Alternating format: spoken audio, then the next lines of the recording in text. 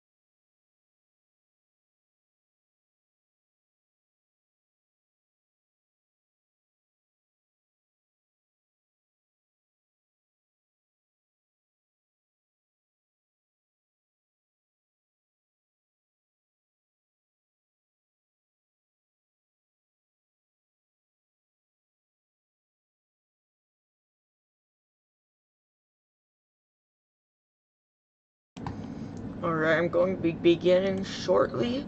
I will begin sooner. If you guys say something in chat so I will know when to begin. Again, do read chat so that I know when to begin.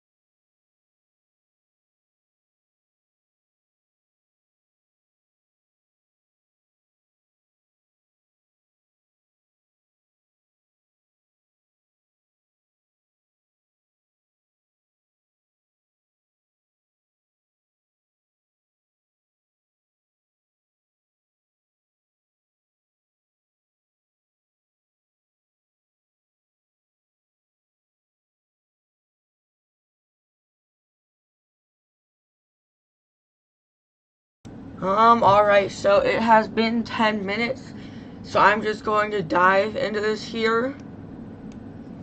So here we are past weekend review, the weekend recap, and this is kind of the main focus on what this is. It's the weekly updates. Obviously, weekend recap's going to be pretty important, and speaking of weekend recap, we have a lot of weekend recap to be talking about today. Between my videos, between Monster Jam, between the State Fair, there is a lot of weekend recap I have to get through today for Monster Jam, so it's all about to go down right now here in the Weekly Updates podcast. So, first we need to recap last weekend of Monster Jam, because obviously it was a pretty big deal. Because ultimately it would be the last stadium show of the year, and really I'm not sure what to exactly think about the show. The show definitely had its moments, I would say that, but that being said, it didn't have just good moments. Like, I mean, Lindsay Reed got this crazy save, but got shut off because she was within, like, 5 feet of the wall. Which, I mean, if she didn't touch the wall, don't make her stop. That's how I look at it. So, Matt Pagliarulo broke super early. He didn't really get to do too much. So that was a little bit of a disappointment. But we're gonna get to freestyle momentarily. First, we need to get through what we saw the rest of the show. So, it would, let's go over your lineup. your lineup of drivers would be Zach Garner behind the wheel of Wildside, Jamie Garner behind the wheel of Overboard, Brandon Budd behind the wheel of Wasted Nights, Matt Pagliarulo behind the wheel of Jester, Michael Pagliarulo behind the wheel of Kraken, making a last-minute swap instead of Nick Pagliarulo, and we'll get back to Michael Pagliarulo a little bit later. John Gordon and the Bad Company, Lindsey Reed and the Monster Mutt Dalmatian, Bari Musauer and the Zombie, hometown driver there, Brandon Vincent and the Gravedigger, a slightly less last-minute swap from Adam Anderson, Mark List in El Toro Loco, Camden Murphy in Bakugan Dragonoid, and Ryan Anderson in Son of a Digger. And we'll definitely be getting back to Ryan Anderson when we get to freestyle later. For some reason my stream quality died just now, which I'm not really sure why. But let's get into your recap. Racing would be a pretty interesting racing. Advancing into the racing semifinals, it would be Camden Murphy of Bakugan Dragonoid, Lindsey Reed of Monster Mutt Dalmatian, Zach Garner of Wildside, and Mark List of El Toro Loco. So Camden Murphy would face off and be able to beat Lindsey Reed of Monster Mutt Dalmatian. And on the other side of the board, Zach Garner would be able to beat Mark List. And on top of that, Zach Garner, to get there, also had to first of all get a free pass into round 2. Then he had to beat Bari Musauer, by far one of the fastest racers of the year. Then he had to go up with Mark List, and he was able to beat Mark List. So the finals would be Zach Garner and Wildside, Insane Rising Star, and he would be taking on Camden Murphy of Bakugan Dragonoid. And the winner, who I kind of was just hyping up for the rest of it, was none other than Zach Garner and the Wildside, showing Monster Jam how it's done with their tour placements, and really why he should be on a stadium tour, which personally I think that was clearly shown last year, and he had a couple good performances before that, and he has some incredible indie performances this year, especially with Monster Truck Throwdown. But they're still just throw him in arenas like he's another one of those drivers. So I don't know. That's how I feel about most of the drivers, though, and that's why I want them to go back to three stadium tours. I think it would just be better. Or just don't have tours at all. That's probably the most fair way to do it. That being said, it's now time to get into skills. Skills would, I'm going to go over the top 5. Coming in 5th place, it would be Ryan Anderson and Son of a Digger. He's really been struggling through this October's skills. He hasn't really been able to get any super good skills challenge. The one thing I'll say is he has been able to keep it on all 4s in all the skills challenges, but they were really just 2 basic bicycles. He didn't get a bicycle moonwalk, he didn't get a crazy sidewall. So he would get 5th place with an 8.041. 4th place would be Zach Garner and Wildside, holding it together tonight with an 8.383. That's an interesting score. 4th place. 3rd place would be Camden Murphy of the Bakugan Dragonoid with an 8.882. 2nd place, and this is going to come as a bit of a surprise as well, would actually be Brandon Budd and the Wasted Nights with an 8.993. So Brandon Budd managing to get 2nd. He had a pretty good moonwalk, and then I believe his other move was a pretty decent slap wheelie. But your winners, really no surprise, would be Mark List of the El Toro Loco with a 9.304, obviously getting those moonwalks in. Looking at another contender who we might have thought to see a little bit higher up is Brandon Vincent. He was trying to get up to do a maximum moonwalk and just totally flip the truck immediately. So, don't really see what he was expecting there. But now, it's time to get into freestyle, and this is where it really all comes down to. And I'm going to do a full freestyle recap because I have specific points I want to make with pretty much all of these freestyles. So starting at the bottom, Jester did not get a score because, like I said, he broke super early, broke before 30 seconds in, and it was really unfortunate to see. In 11th place, it would be John Gordon and Bad Company, because around halfway through his run, he would lock up a differential, or sorry, he would break up a planetary, it would get locked up, and he just struggled with that for the whole rest of the run, and unfortunately, that would create the issues for him, where he wouldn't be able to get a full run, and no backflip, no crazy saves, just kind of driving around the track, which is really what we've been seeing with broken planetaries. I think they're probably making a rule for that. So, ultimately, in second to last, it would be John Gordon, who has had a really good postseason. 10th place would actually be Michael Pagliarulo and Kraken, and it was probably one of the greatest first-time runs that I have seen from an Indy driver. Because I know he did some practicing in arenas where he already kind of showed himself as a pretty good driver. But then he hits his first ever stadium show and he went pretty good in freestyle. He got a few wheelies. He did do some full sends, which I think was pretty cool to see. And some big sky wheelies and stuff like that. But he would have the same unfortunate problem as Jester, where like it kept making cracking noises, so I'm assuming he blew out the transmission.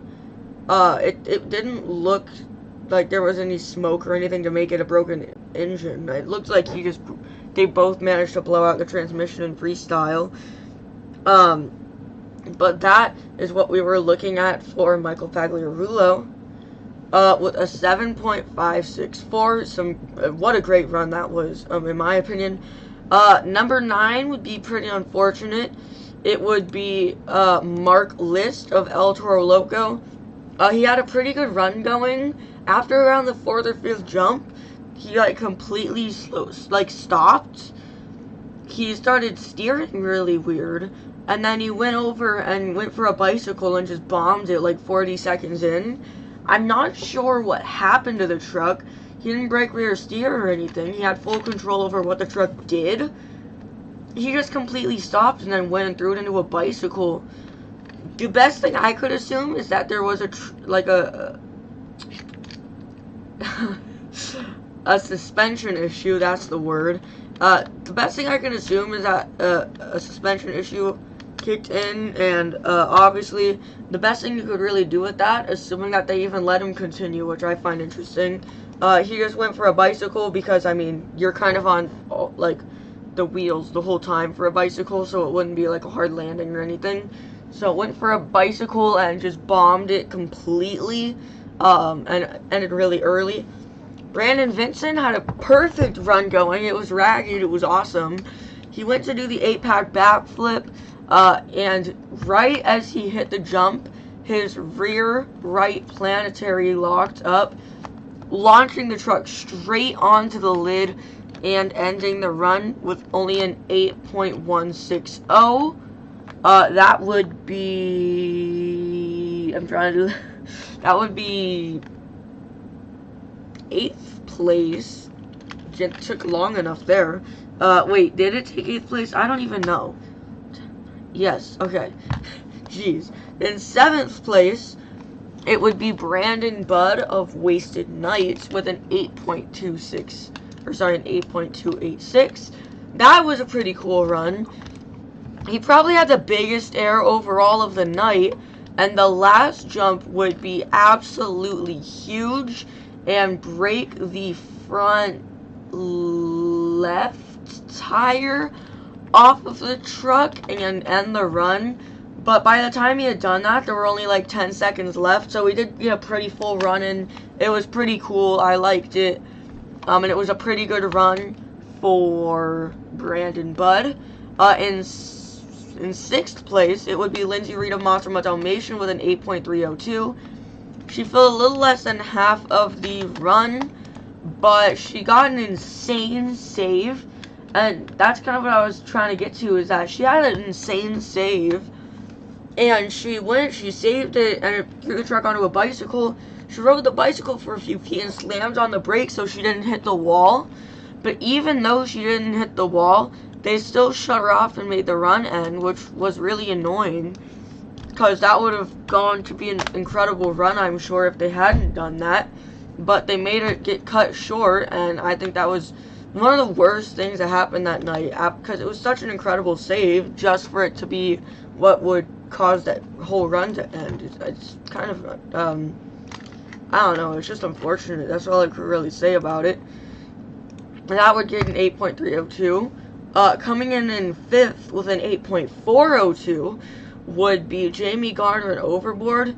And if I had to be completely honest here, I don't remember anything particularly special whatsoever with Jamie Garner's run. I don't know really what happened with it. I can watch it right now, but really, off the top of my head, I don't really think anything very crazy happened for him to get, what, 5th place. It was really, to me, it just felt like a run, just like a run. Not really a good run or a bad run, just a run. I'm looking back at it now, after these ads go away, but really I don't know about Jamie Garner's run, getting that high up. I mean, but I'll get to it. There were a lot of moments at this show, but a lot of, like, cut short runs and stuff that just made it kind of unfortunate. It was a new track layout, I'll say. It was a new track layout, and it had a special Halloween color scheme where they actually also put pumpkins on the track to crush. Yeah, watching back Jamie Garner's run, it had a couple pretty good moments, but really it was mainly just air. And then, oh yeah, that's what he ended on. He ended on a crazy sky wheelie and put it into reverse for a save. That would be Jamie Garner with an 8.402, a convenient exactly 0.1 up from Lindsay Reed. In 4th place, still proving his name, would be Zach Garner of Wildside with an 8.846. His run was pretty good. Again, nothing too particularly crazy. It was just mainly a lot of air. He did land his backflip, though. A container backflip, one of his few ones that he has landed, and a few times he's been in stadiums. He did land a backflip. He put it into the tiniest imaginable moonwalk, and then just went back to airing it out, basically. I think my favorite thing was what I'll get to at the end of this recap. Then we move into 3rd place, which was Camden Murphy. Again, I don't really remember too much that made the run super crazy, but it was probably the craziest high energy run of the night. He would go home with a 9.189. Really what Camden Murphy did that I wouldn't even say Ryan Anderson did was he just had full momentum everywhere, hitting the jumps in the turns upon landings, just basically always on the gas, landed a backflip, and by the time he ended it, he couldn't even go back in reverse, so he just left it on the track. Like, by the end of the night, like, ironically so, there was a whole graveyard of trucks just left out on the track. And that would be that for Camden Murphy. Then Barry Musauer would get 2nd with a whopping 9.665. That's another one I don't really remember being extreme. He landed a backflip, which cut the run like 20 seconds short because they broke a tire rod and didn't let him continue after it for some reason. But really, I think it was kind of just the same thing I had to talk about with Jamie Garner, except the main difference here is that he landed a backflip. That's really the only other difference I could find. It could also be in part the hometown might have played into it, but really the run was just air and a backflip. So, I mean, it is what it is, and a 9.665, it would be 2nd place.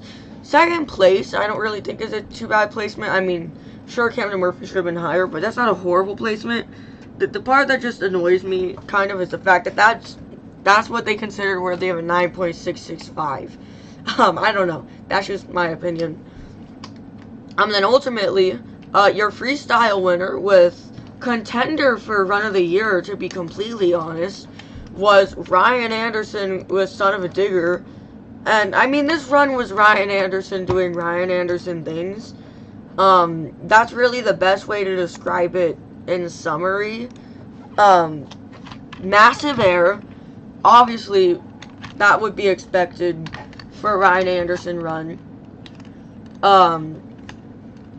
Then, he got a couple kind of crazy little saves, got a moonwalk in there. Then he went for the backflip, goes for the backflip, gets onto the front end of the truck. It sends the truck sideways, so he hits off the front end. It sends the truck onto the rear end. He lands on the front end, which sends the truck onto the right end, which then puts it into the rear end, and then onto the left end, and then sets it back down basically on its own. So we basically did like a slow motion cartwheel off of the backflip ramp, if that's what you would want to call it. It was really strange, but like went up for a backflip and got like a slow motion cartwheel save. It's kind of a tongue twister, to be fair. He went from there, huge send off the racing lane, and then he turned it around, and he basically lines up where the 8-pack mini flip was. It wasn't really a mini flip, it was just kind of an 8-pack, I would have to say. Lines up for the 8-pack, goes for it, but he wasn't going for it like for a backflip. Like, he was just hitting it like a jump. So he basically ends up hitting the tires of it like completely sideways.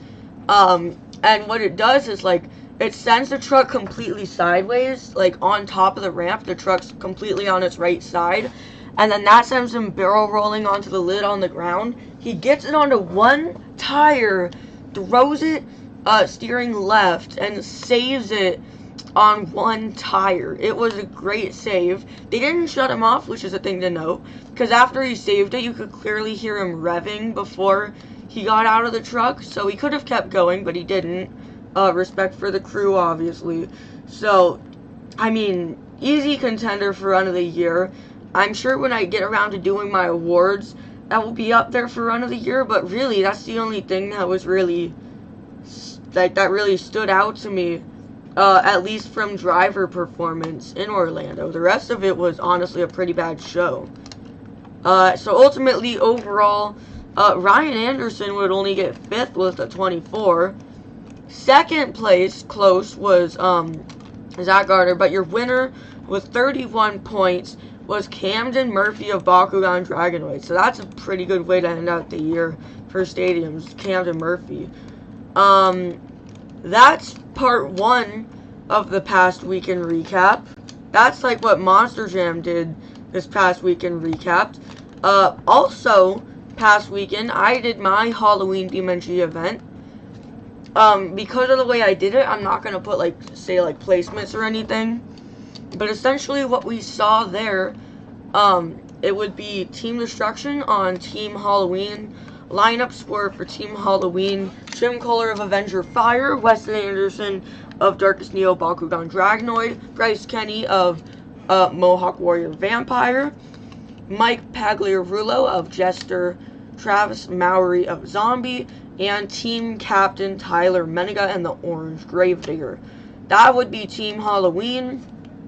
And then Team Destruction: Steve Sims of Stonecrusher, David Olford of Jurassic Attack, Caleb Blood of Soldier Fortune, Tristan England of Earthshaker, Corey Rummel of Megalodon, and Team Captain Tom Entz of Max D. Squeaky chair again.